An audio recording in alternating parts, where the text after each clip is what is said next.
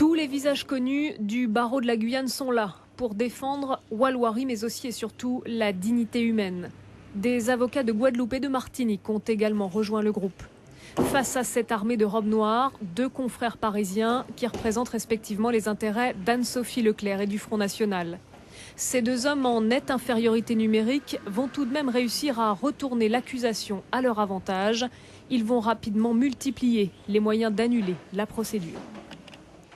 La principale nullité, c'est de dire que Walwari n'a pas dans ses statuts la qualité procédurale pour agir. En synthèse, le procès fait par Walwari au Front National, qui est mon client, est illégitime.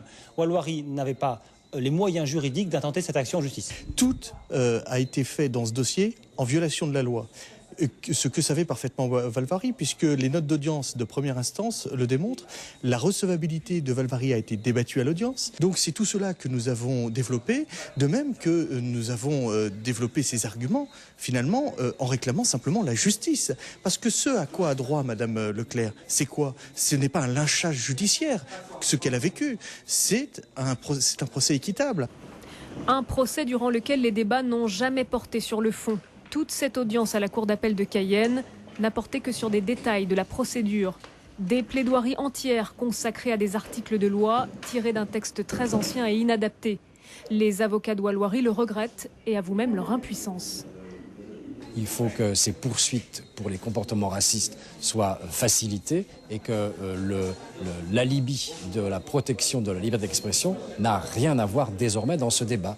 Donc il n'y a pas de raison qu'on soit soumis à discuter pendant toute une journée à dans des arcanes de procédure ou à des points de détail de procédure, alors que le débat de fond, qui est extrêmement important, il est ignoble, vraiment ignomineux, de pouvoir comparer un homme ou une femme de race noire à un singe. C'est ça le débat de fond. Une décision sera rendue par la Cour d'appel de Cayenne.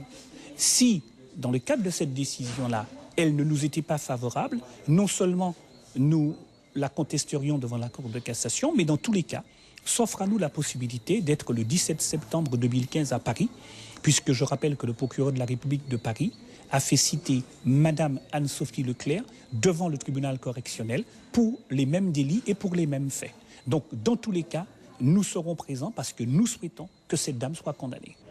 En attendant cet autre procès à Paris, la Cour d'appel de Cayenne doit rendre son délibéré dans 3 semaines, le 22 juin prochain.